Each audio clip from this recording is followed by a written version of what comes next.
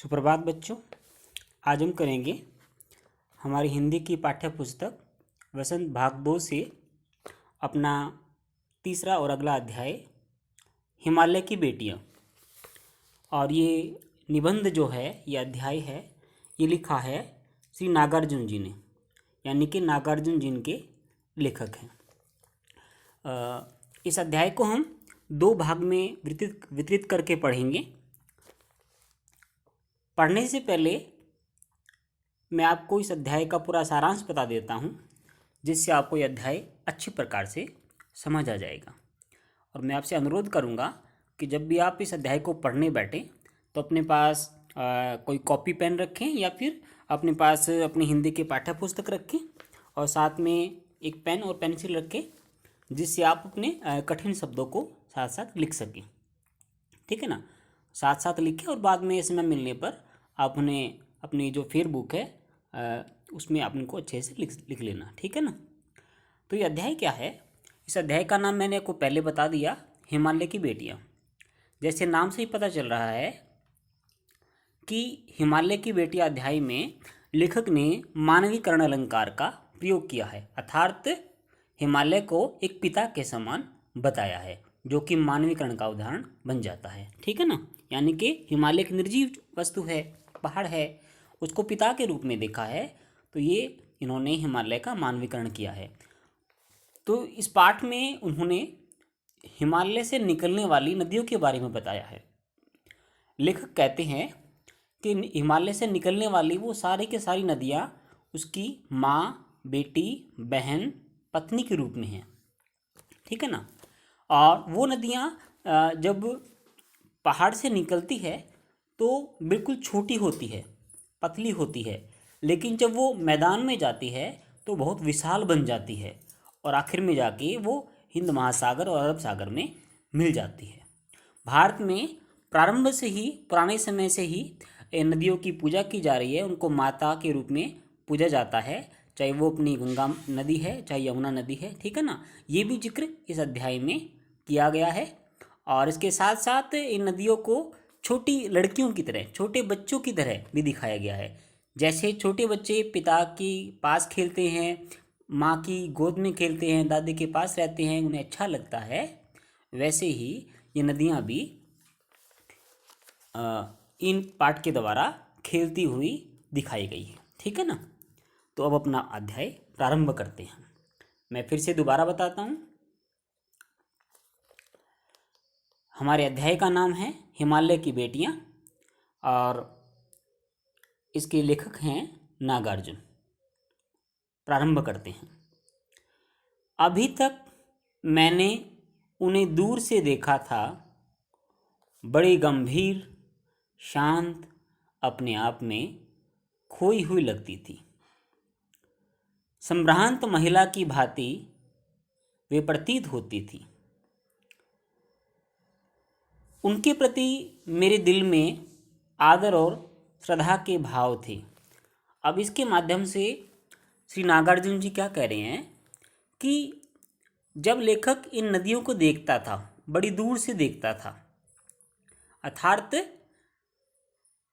हिमालय पे जाने से पहले जब इन नदियों के पास रहता था, उनमें नहाता था, तब वो क्या देखता है कि नदियाँ बड़ी गंभीर, शांत और अपने आप में खोई हुई लगती थी। अर्थात इन नदियों में जितनी भी नदियाँ हैं, गंगा, यमुना, सतलुज, सिंधु, ब्रह्मपुत्र, उनमें उन्हें कोई भी हलचल दिखाई नहीं देती थी। वो गंभीर दिखाई देती थी, शांत दिखाई देती थी। ये गंभीर और शांत दोनों के दोनों शब्द तत्सम शब्द है। तत्सम शब्द संस्कृत के होते हैं। ठीक है ना। संभ्रांत महिला की भांति वे प्रतीत होती थी। जैसे संभ्रांत का अर्थ क्या हो गया? सम्मानित, प्रतिष्ठित, कुलीन, अमीर घराने की औरतें। जैसे अमीर घराने की औरतें शांत दिखाई देती है, वैसे ही ये सभी नदियाँ महिलाओं की तरह बिल्कुल संभ्रांत, अमीर महिलाओं की तरह दिखाई देती थी। उनके प्रति मेरे दिल में आदर और श्रद्धा के भाव थे। तो लेखक के इन सभी नदियों के बारे में आदर, सम्मान पूर्वक और श्रद्धा के भाव थे। माँ और दादी, मौसी और मामी की गोद की तरह उनकी धारा में डुबकियां लगाया करता था। तो लेखक कहता है कि जैसे हमें माँ, दादी, नानी, मामी इनकी गोद में बैठ के हमें बहुत ही संतुष्टि मिलती है, अच्छा अनुभव होता है, वैसे ही लेखक जब इन नदियों में नहाता था तो उन्हें लगता था कि वह माँ की गोदी में लेटा हुआ है, अर्थात लेखक को बहुत मज़ा आता था। परंतु इस बार जब मैं हिमालय के कंधे पर चढ़ा तो वे कुछ और रूप में सामने थी। अब लेखक क्या कह रहा है कि लेखक ने इन सभी नदियों को मैदान में देखा था, समतल मैदान में देखा था जहाँ वो बहती है। लेकिन जब लेखक हिमालय के ऊपर गया, चढ़ाई की, तब इन नदियों को देखा तो उनका रूप लेखक को बदला हुआ नजर आया, अर्थात वो समतल मैदान जैसी चौड़ी चौड़ी नदियाँ और शांत नदियाँ, गंभीर नदियाँ नहीं थी। इसे देखकर लेखक हैरान हो गया। कैसे? मैं हैरान था कि यही दुबली पतली गंगा, यही यमुना, यही सतलुज समतल मैदानों में उतरकर विशाल कैसे हो जाती है। तो लेखक हैरान था, इसलिए देखो हो जाती है के बाद में कौन सा चिन्ह लगाया है? विस्मयादि बोधक, जो हैरानी का चिन्ह कहलाता है। पूर्ण विराम के नीचे एक छोटा सा ये बिंदु लगा हुआ ना, इसे क्या बोलते हैं? विस्मयादि बोधक। विस्मय, हैरानी, अर्थात इसके लगने से कोई बात हमें हैरानी की लगती है। तो कवि लेखक कहता है कि ये जो गंगा नदी थी, ये यमुना नदी थी, ये सतलुज नदी थी, जब मैं इन्हें मैदान में देखता था तो ये बहुत बड़ी हो जाती थी, लेकिन जब आज मैं हिमालय के ऊपर चढ़ के देखता हूँ तो ये नदियाँ बिल्कुल छोटे से गड्ढे में से, छोटे से पहाड़, तब पहाड़ के छोटे से भाग में से निकलती हुई मैदान की तरफ जाती है। यही बात लेखक को परेशान करती है और ये सब देखकर लेखक हैरान हो जाता है कि इतनी छोटी सी नदी आखिर में इतना विशाल रूप कैसे ले लेती है। आप सभी की जानकारी के लिए मैं बता दूं, जो गंगा नदी है वह अपने उत्तराखंड में गौमुख से निकलती है, और गौमुख एक बिल्कुल छोटी सी जगह है, पहाड़ के ऊपर जाके एक छोटा सा पहाड़ का मुंह है, वहाँ से निकलती है। लेकिन आप जब हरिद्वार में देखोगे, आगे देखोगे, गंगा कितनी बड़ी हो जाती है। तो ये हमारे लिए भी और लेखक के लिए भी हैरानी की बात बन जाती है। आगे क्या कहते हैं लेखक? इनका उछलना और कूदना, खिलखिलाकर लगातार हंसते जाना, इनकी यह भावभंगी, इनका यह उल्लास कहाँ गायब हो जाता है? मैदान में जाकर। देखो, अब नदियाँ तो खिलखिला नहीं सकती, ना वो हंस सकती, ठीक है ना वो कोई चेहरे से हाव भंगी बना सकती, हाव भाव बना सकती, रूठ सकती। लेकिन लेखक ने यहाँ पे मानवीकरण अलंकार का प्रयोग किया है कि जैसे छोटी लड़कियाँ या बच्चे हंसते हैं, चेहरे से अलग अलग भाव बनाते हैं, वैसे ही ये गंगा, यमुना, सतलुज सभी नदियाँ जब पहाड़ के ऊपर होती है, हिमालय पर्वत जहाँ से ये निकलती हैं, तो ये खिलखिलाती है, हंसती हैं, चेहरे पे अलग अलग भाव बनाती है। लेकिन जब ये मैदान में जाती है तो बिल्कुल शांत होकर बहने लग जाती है। यही लेखक इसमें कहना चाहता है। किसी लड़की को जब मैं देखता हूँ, किसी कली पर जब मेरा ध्यान अटक जाता है, तब भी इतना कौतूहल विस्मय नहीं होता, तब भी इतना कौतूहल और विस्मय नहीं होता जितना कि इन बेटियों की बाल लीला देखकर। अब बेटियां किन्हें कहा है? हिमालय की बेटियां किसे कहा गया है? इन सभी नदियों को। तो लेखक क्या कहते हैं? किसी लड़की को जब मैं देखता हूँ, किसी कली पर जब मेरा ध्यान अटक जाता है, तब भी इतना कौतूहल और विस्मय। अब यहाँ पे दो शब्द आए हैं, एक तो है कौतूहल और दूसरा है विस्मय। देखो, कौतूहल का अर्थ है जिज्ञासा, जानने की इच्छा। तत्सम शब्द है, तत्सम शब्द संस्कृत के होते हैं, तो आप इन्हें अपने जो कॉपी है उसमें लिख लीजिएगा पुस्तक में लिख लीजिएगा, बाद में से फिर कॉपी में अपना लिख लीजिएगा, ठीक है ना। किसी लड़की को देखता हूँ किसी कली पर, जब मेरा ध्यान अटक जाता है तब इतना कौतूहल अर्थात हैरानी, जिज्ञासा और विस्मय हैरानी नहीं होता जितना इन बेटियों की बाल लीला देखकर। तो लेखक क्या कहता है कि जब मैं छोटी बच्चों को देखता हूँ, जब किसी फूल की डाली और नई खिले फूल अर्थात उसकी कली पर ध्यान जाता है, तब भी इतना आश्चर्य और जानने की इच्छा मेरी नहीं रहता या नहीं रहती जितना कि इन हिमालय से निकलती हुई नदियों के बारे में जानने की मेरी इच्छा बन जाती है। अर्थात ये वहाँ से शोर शराबा करते हुए निकलती है और मैदान में जाके शांत हो जाती है। ये छोटी सी नदी इतनी बड़ी जाके कैसे बन गई, यही बात लेखक को हैरान कर रही थी। इसलिए उन्होंने उदाहरण दिया कि जब मैं छोटी लड़की को देखता हूँ, फूल की कली को देखता हूँ, तब भी मेरे जानने की इच्छा नहीं होती कि कैसे खिलती है, कैसे हंसती है, लेकिन नदियों को देखकर मेरे जानने की इच्छा और ज़्यादा बढ़ जाती है।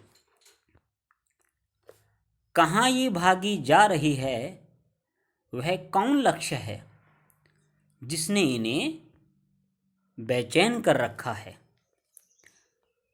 अब लेखक कह रहा है, प्रश्न पूछ रहा है कि अपने आप से प्रश्न पूछ रहा है वो कि ये सारी नदियाँ कहाँ भागी जा रही है, वो कौन सा उनका काम अटका हुआ है, कौन सा लक्ष्य है, लक्ष्य अर्थात कोई कार्य जिसने इन्हें बेचैन कर रखा है। अर्थात वो ऐसा कौन सा अधूरा कार्य है जिसने इन नदियों को बेचैन कर रखा है और ये पहाड़ से निकलकर नीचे मैदान में जा रही है।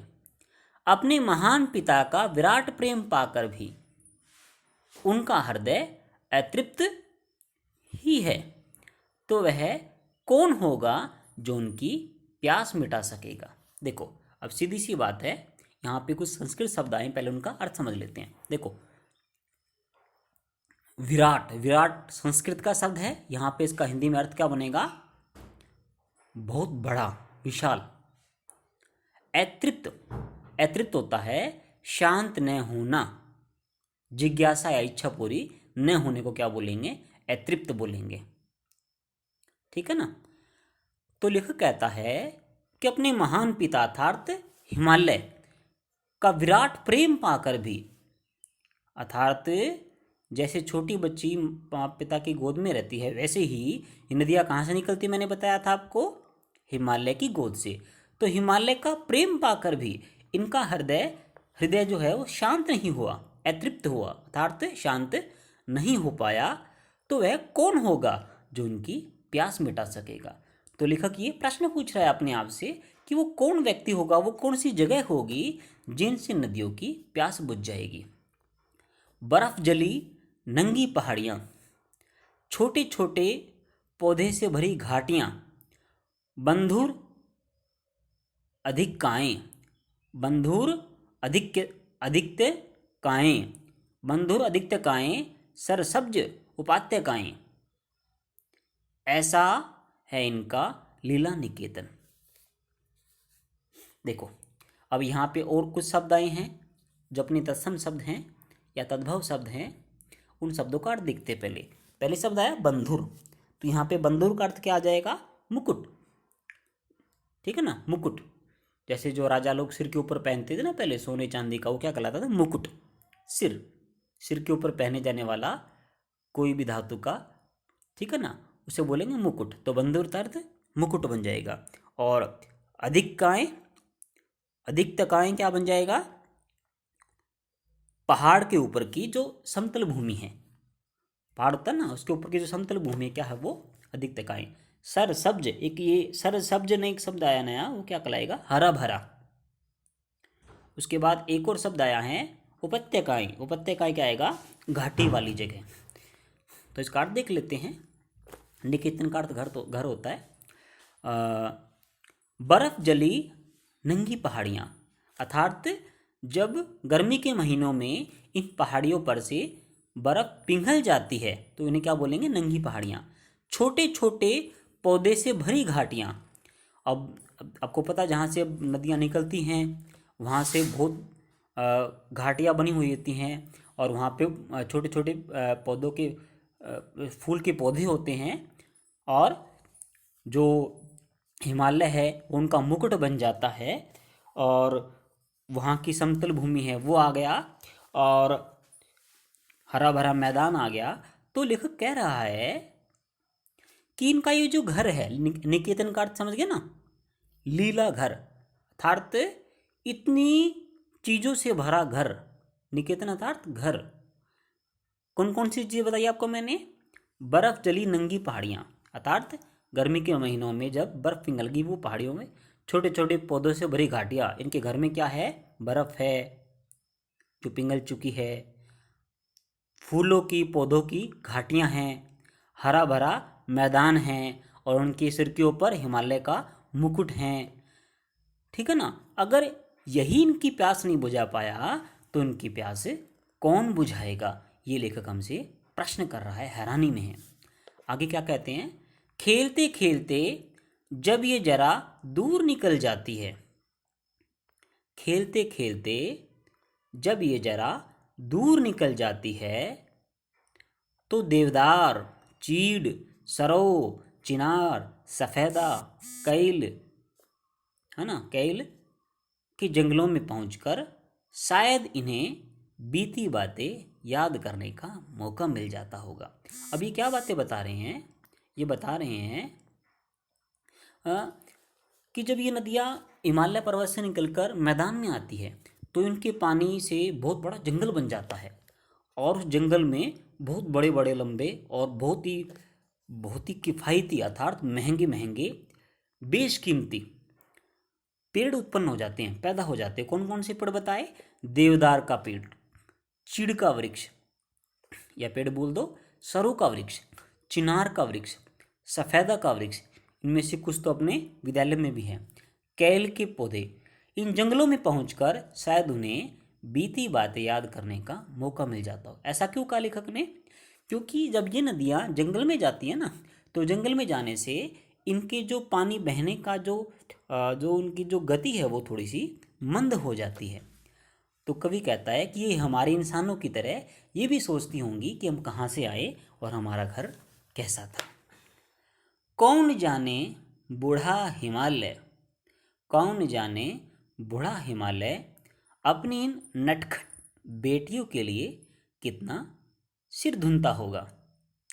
अब लेखक ने हिमालय को एक बूढ़े पिता की तरह दिखाया है जो अपने बच्चों की शरारतों से परेशान हो जाता है।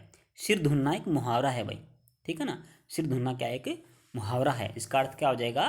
परेशान होना। अर्थात बूढ़ा हिमालय, एक पिता की तरह हिमालय इन नटखट बेटियों अर्थात नदियों की शरारतों से क्या हो जाता है? परेशान हो जाता है। कि कौन जाने, किसे पता, ये बेचारा बूढ़ा हिमालय इन नदियों की शरारतों से परेशान है। क्यों परेशान है? कभी ये शांत हो जाती है, कभी ये घर में खुश नहीं है, कभी बहुत शोर शराबा करके हिमालय से निकलती हैं। आगे बढ़ते हैं। बड़ी बड़ी चोटियों से जाकर पूछिए तो उत्तर में विराट मौन के सिवाय उनके पास और रखा ही क्या है।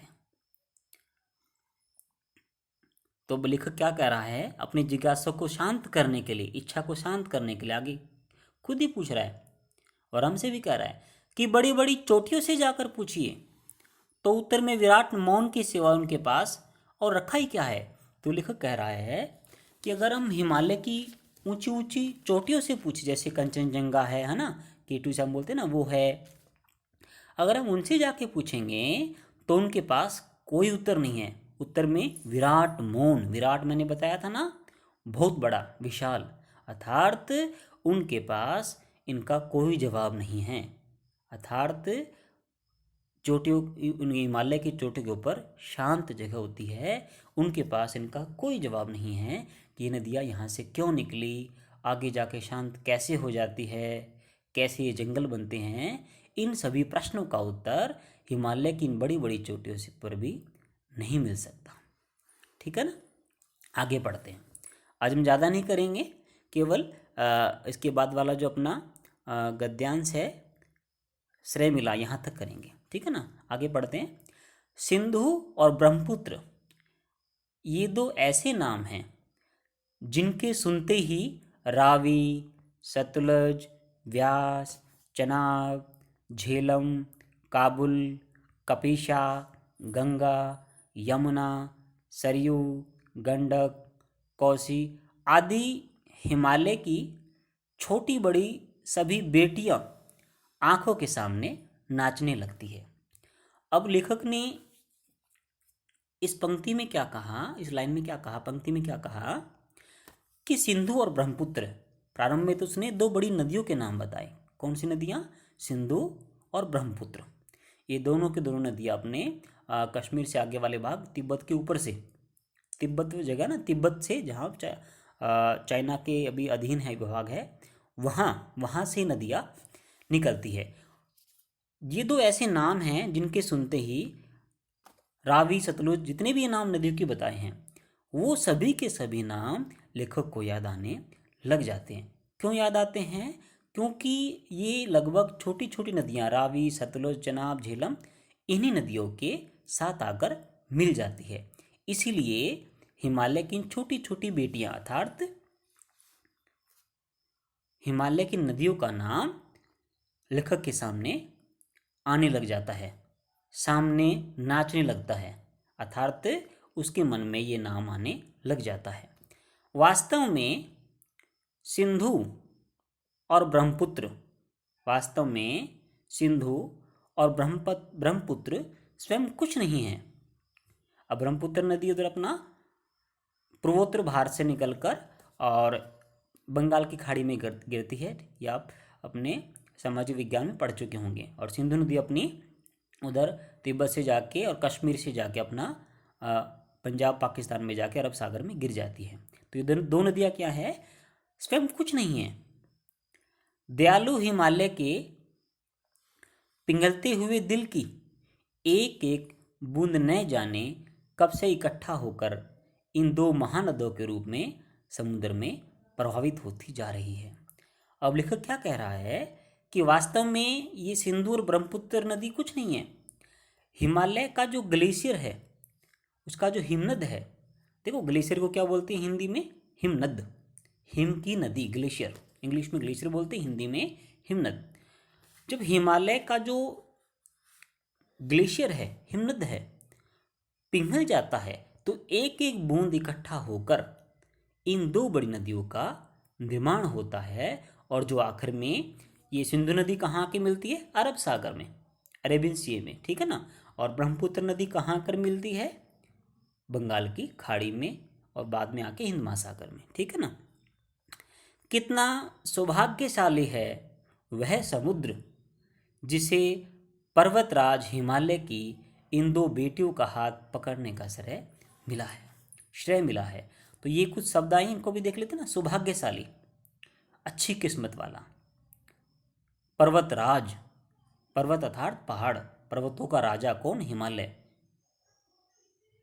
श्रेय, श्रेय क्या बोलते हैं? मौका, ठीक है ना, सौभाग्यशाली मौका। तो लेखक कहता है कि ये दोनों समुद्र अर्थात हिंद महासागर और अरब सागर, ये कितने सौभाग्यशाली है कि हिमालय की दो बड़ी बड़ी नदियों का अपने आप में मिल जाने का श्रेय इन दोनों समुद्रों को प्राप्त हुआ है, ठीक है ना। तो हमारा अध्याय काफ़ी बड़ा हो जाएगा, इसलिए इसको अभी हम यहीं पर संपूर्ण करते हैं। अगर किसी को किसी प्रकार का कोई संदेह है तो आप व्हाट्सएप पे कमेंट करके ज़रूर बताइए, ठीक है ना। और इसका जो अगला जो भाग बनेगा वो हम कल करेंगे। तब तक के लिए धन्यवाद।